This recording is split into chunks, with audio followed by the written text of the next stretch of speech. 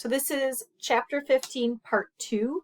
Our focus here is going to be on transcription, prokaryotic transcription. So, prokaryotic transcription. Transcription in any event, we're going to go again from DNA to RNA. And again, our focus is going to be on mRNA. However, both tRNA and rRNA are also made, and we will talk about those as well. They're made exactly the same way. Okay? So we're going from our genetic material, DNA, that holds genes, to RNA, which is still made of nucleic acids, but remember it's a mobile copy of our genes. In prokaryotes like bacteria, there is no nucleus, and so transcription and the next step, which is translation, actually occur simultaneously. So we go from making DNA into RNA and then RNA into protein, all kind of at the same time. Okay, we're going to see that it's quite different in eukaryotic organisms like us. So to start transcription off, what has to happen first is the DNA double helix has to first be unwound and unzipped, forming a structure called the transcription bubble. And if you remember back to DNA replication, we saw a bubble there as well. So it's the same idea. We're just opening up the DNA at our specific gene that we're about to transcribe, make a copy of. Okay? Now, when this happens, we say that only one of the strands actually holds the gene. And we call that strand the template or the sense strand. And different textbooks use different terms here, unfortunately. They mean the same thing. So we unwind the DNA at the gene, we open it up by unzipping it, right, breaking those hydrogen bonds between those bases. And then the machinery comes in for this process, and it's going to read and transcribe the template or the sense strand of DNA. That's the strand that has the actual gene. The other strand, its complement, is called the non-template or antisense strand. And I'm going to show you actually on the next slide how it's not like one strand holds all the genes and the other is just complementary. It's actually different strands can hold different genes. And so again, I'll point that out on the next slide. The process of transcription is pretty straightforward. There are just 3 steps. We have initiation, which is followed by elongation, which is followed by termination. So pretty easy. Okay. Before I get into initiation, I just wanted to quickly show you what I mean by template versus non-template strand. So let's look at gene 1. Okay, so we have in blue our double-stranded DNA molecule. Okay, right here at this position, we have our first transcription bubble. And again, what's being transcribed here is gene 1, some arbitrary gene. Upstream from the gene, so before the gene actually starts, there's this region here in red called the promoter region, which we will talk about as well. There are what we call consensus sequences found in promoter regions, and these help the process to get started. They're part of initiation. And so for gene 1, you can see that the light blue strand actually is the template or the sense strand. This is the strand that holds the gene. The other darker blue here is going to be its complement. We call this the antisense or non-template strand. And so RNA polymerase, shown here in yellow, is going to just go ahead and read the gene, and as it's reading, it makes this purple thing here, which is the RNA transcript. Okay, so again, here the light blue strand of DNA contains the gene. If we look at gene 2, it switched. Now it's the dark blue strand that's the sense strand. And the light blue strand is the non-template or the antisense strand. Come down to gene 3, we're back to the light blue strand, being the template. So it's not like one strand of the DNA is more important than the other, right? It depends on the gene that we're looking at. The strand of the DNA that has the gene will be the one that gets transcribed. Okay, so again, I just wanted to make a point of that. So let's talk about initiation. And so when you think of initiation, you should be thinking the start, and that's what's happening here. So RNA transcription is going to be started here. So if we're looking at our DNA, so this is a little bit simplified. This kind of arrow here, this line with the arrow built into it, this is the DNA. It's not shown as a double strand, unfortunately. This is actually DNA unwound, and it's just showing you the template strand. So we're not showing you the non-template or antisense. So this is the transcription start site, in this region here. And so upstream, or before the actual gene, so upstream before it, all the bases before it, there's going to be a sequence called the promoter, a region called the promoter region. And so that's right here from this spot here, -35, all the way to the +1 site, all the way to the start site. It's called the promoter. So what is it? The promoter region is going to be a DNA sequence, again, upstream from the actual start site of the gene, which is going to attract the enzyme involved in this process to the right spot.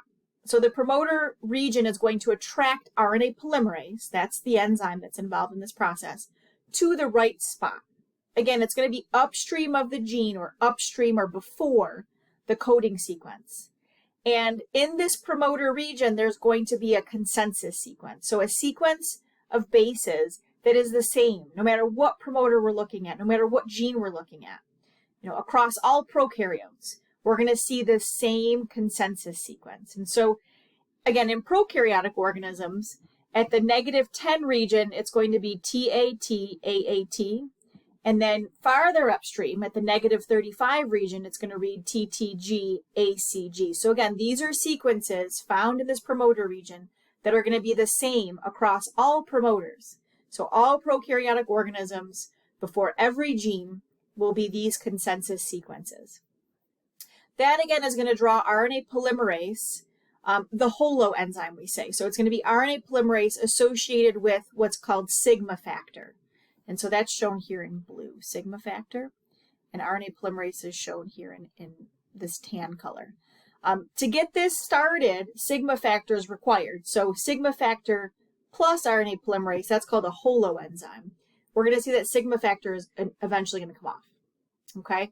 So once RNA polymerase with sigma factor binds to that promoter region, recognizes it, it's going to then start to unwind the DNA double helix and unzip it, and transcription has been initiated.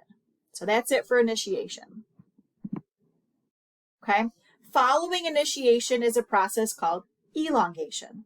And so what happens here is RNA polymerase starts to make RNA, and it's just going to keep going and keep reading the bases, and the RNA that's being made is going to elongate. Okay, so that's where that elongation comes into play. So again, we initiate by binding to the promoter sequence, unwinding the DNA, unzipping it, and then sigma factor comes off. So notice in this figure, that blue part of the enzyme is gone. And what's going to happen now is RNA polymerase just starts to move down the DNA template strand. And as it moves, it's going to make, in pink here, RNA. And it's going to make RNA in the 5' to 3' direction. So it's going to keep adding nucleotide bases to the 3' end. These bases that are being added are going to be complementary to the template DNA strand. So where RNA polymerase sees a T, it's going to lay down an A. Where it sees an A, it's going to lay down a U. Where it sees a C, it's going to lay down a G, and so on and so forth. Okay? When it gets to the end of the gene, which we're going to talk about in just a second, the RNA will come off, and it will have a free 3' end. Okay? Okay, so let's talk about termination. There are two potential ways that termination can happen in prokaryotes, and in eukaryotes it's even more complicated than this. I will just quickly mention both of these. And again, it depends on the gene, which one of these is going to happen.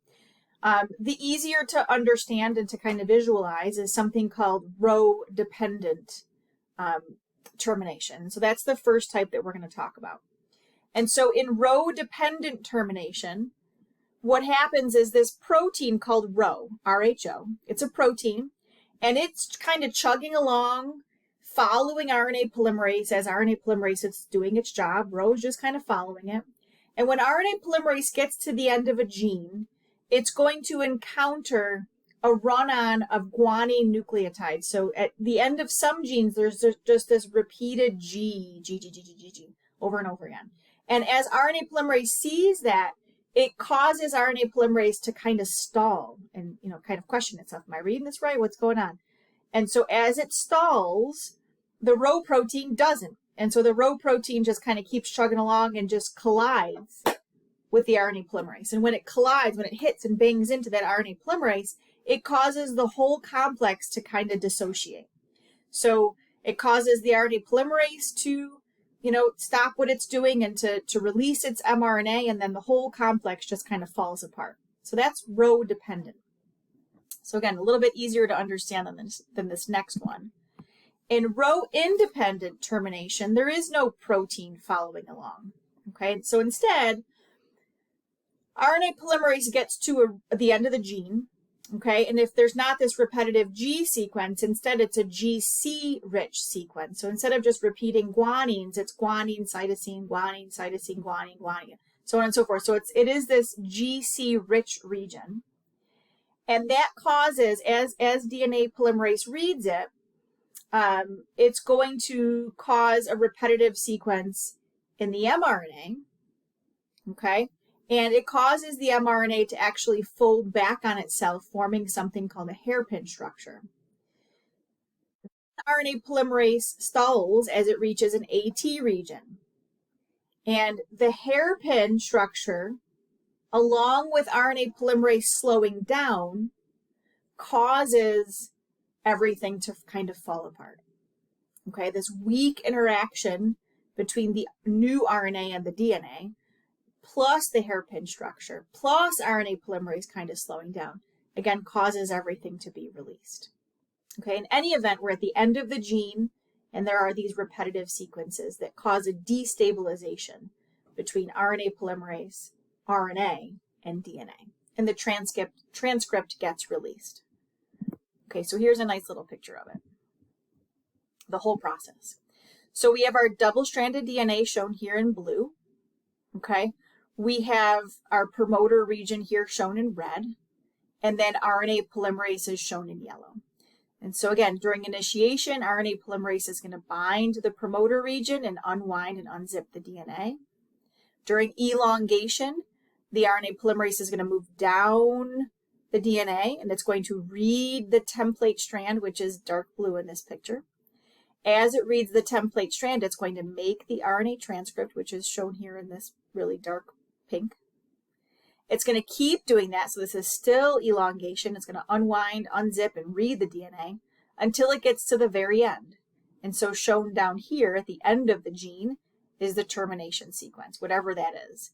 Once RNA polymerase reaches that termination sequence, the whole complex just kind of falls apart, and the RNA transcript is released. Okay? We will focus on eukaryotic transcription in the next video.